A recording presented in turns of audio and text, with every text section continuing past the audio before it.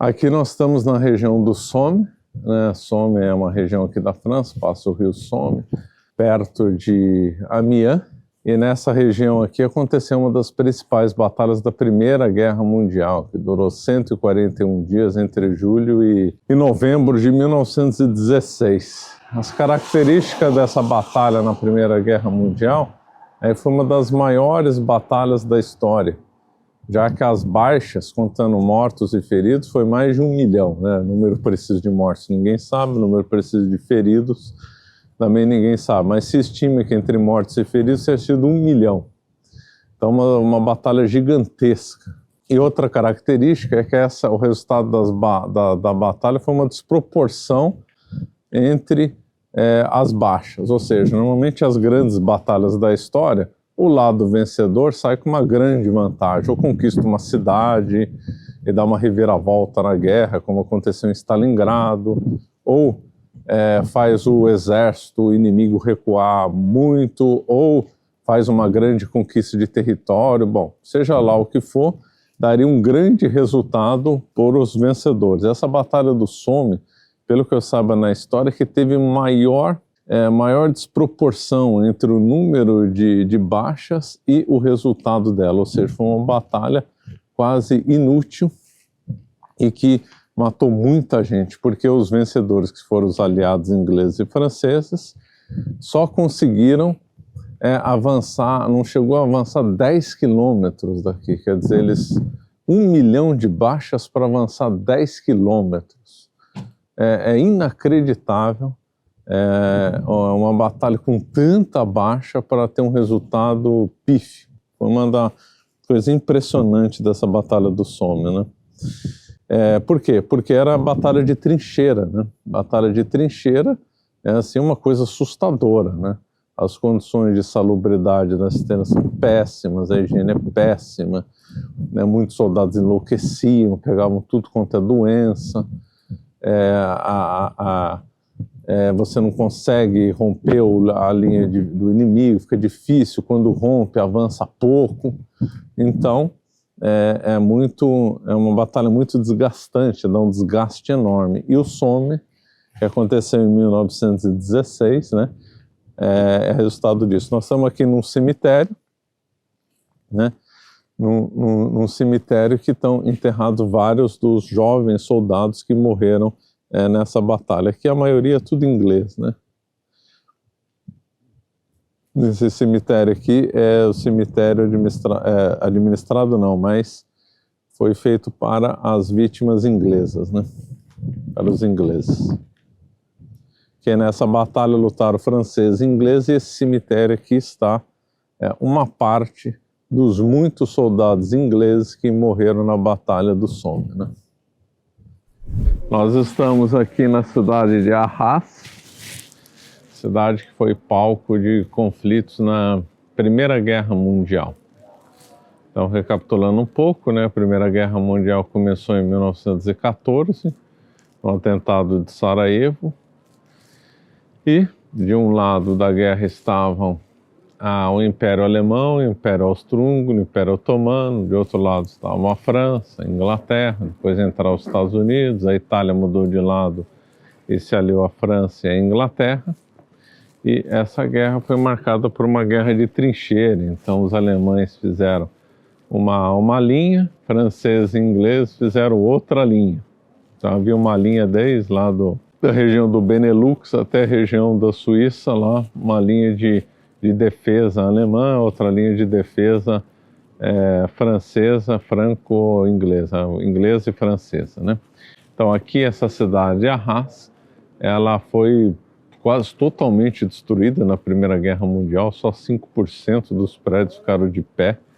Aqui teve a atuação do grande, teve batalhas aéreas aqui, o grande famoso as da aviação alemão, o Barão Vermelho, atuou aqui na região. Então aqui foi um debate intenso. E ainda aconteceu aqui a Batalha de Arras, né? Dentro da iniciativa Neyville, ou seja, a chamada Operação Neyville foi uma tentativa de ingleses e franceses de empurrar, na verdade não empurrar, de furar a linha defensiva alemã e vencer a guerra. No auge do otimismo deles, eles esperavam vencer a guerra em 2 dias. Doce ilusão, né? Então, o objetivo era os ingleses aqui em Arras, os franceses mais ao sul, quase 10 quilômetros aqui ao sul, iam todos fortes coordenados, claro, eles eram aliados, então os ingleses sairiam daqui de Arras em direção à frente alemã, franceses em direção à frente alemã, tudo isso seria a Operação Nivelle, né? E aí, então, tentar furar o bloqueio alemão e se encontrar atrás das linhas alemãs, e aí cercar uma parte do exército alemão, e aí furando esse bloqueio eles esperavam ganhar a guerra. Não conseguiram furar o bloqueio, os ingleses tiveram melhor sorte que os franceses, conseguiram avançar um pouco, mas não conseguiram furar o bloqueio. Aqui considerada a vitória, considerada não, foi uma vitória inglesa, só que foi uma vitória tática, não uma vitória estratégica. Vitória estratégica é aquela que define a guerra. Vitória tática é aquele que você venceu a batalha, uma ou mais batalhas, né? Então aqui a Batalha de Arras se desenvolveu entre abril e maio de 1917, né? Então já tinha aí, a guerra tinha começado em 14, os Estados Unidos iam entrar na guerra um mês depois, mais ou menos, e os ingleses, então, não só inglês, mas também escoceses, neozelandeses, canadenses, sul-africanos, avançaram, então, em direção às linhas alemãs e conseguiram empurrar os alemães um pouco para dentro, mas não conseguiram cumprir o objetivo estratégico, que era vencer a guerra, né? E nesse conflito aqui na Batalha de Arras, tiveram como baixas por volta de 300 mil entre mortos e feridos. Aqui atrás de mim tem um prédio, aliás, muito bonito, né? Estilo gótico aí. Eu não sei se esse prédio sobreviveu na Primeira Guerra Mundial ou não, ou se ele foi reconstruído, mas a cidade ficou devastada. Inclusive tem um cemitério, que nós acabamos de sair de lá, um cemitério de ingleses, né? Todos que dentro do Império Britânico lutaram, então tinha túmulos de neozelandeses, canadenses, australianos, sul-africanos, mesmo indianos, e até um corpo de egípcios estavam lá enterrados, né? Então, o cemitério também havia nas paredes, né? Menção a muita gente, muita gente. Um cemitério lá muito bem montado e muito bem cuidado, né? Nós estamos em Ypres, uma cidade belga muito próxima aqui da fronteira com a França, e essa cidade aqui respira a Primeira Guerra Mundial. Inclusive, acabamos de sair do Museu da Primeira Guerra Mundial, que aliás é um museu muito bem feito, um museu excelente, bem explicativo, muita coisa interessante. E Ypres, ela sofreu muito durante a Primeira Guerra Mundial. A cidade ficou praticamente reduzida a cinzas, né? Inclusive na reconstrução, isso aí foi regra para tudo quanto é Europa, se construiu então igrejas provisórias, escolas provisórias, casas provisórias em madeira, até que as definitivas fossem reconstruídas, né, de tal grau de destruição.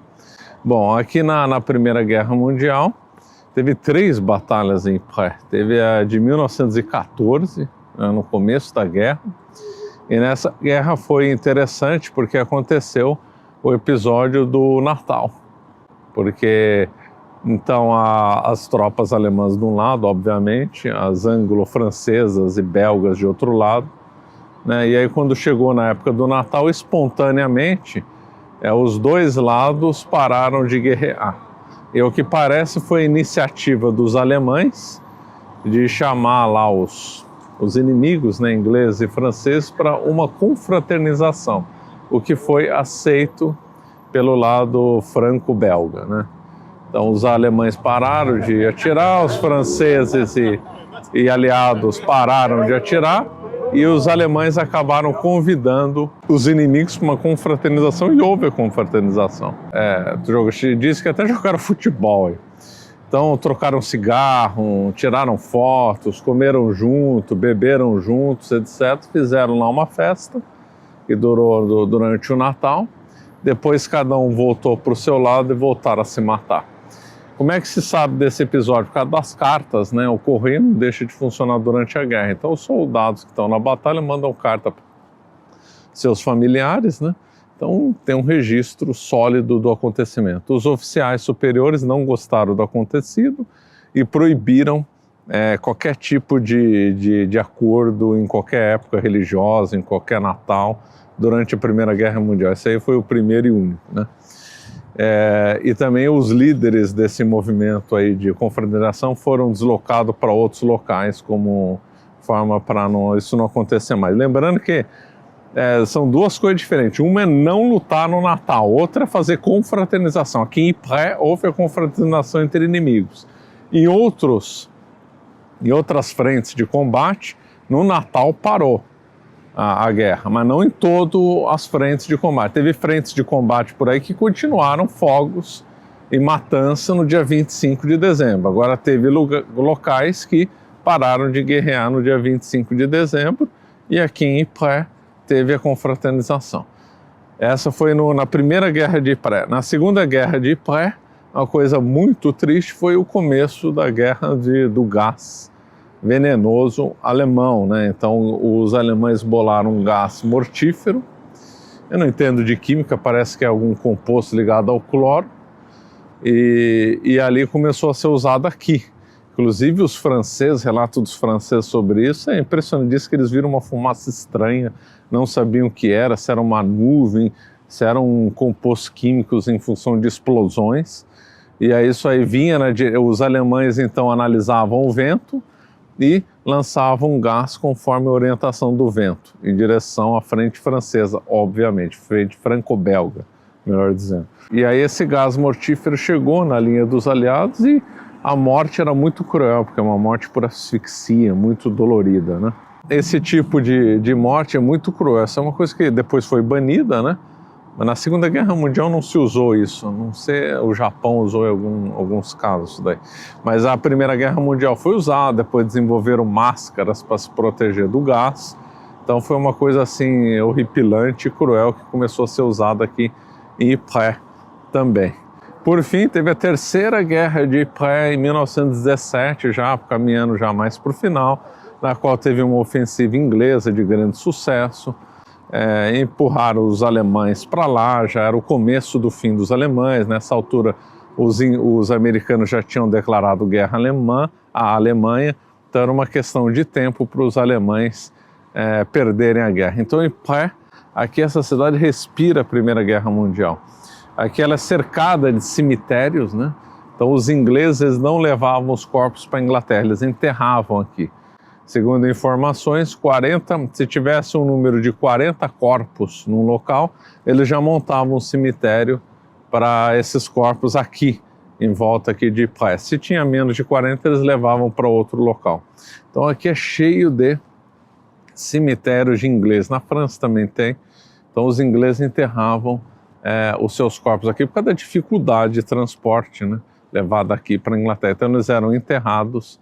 Aqui teve muitos soldados desconhecidos, obviamente, tem homenagem aos soldados desconhecidos.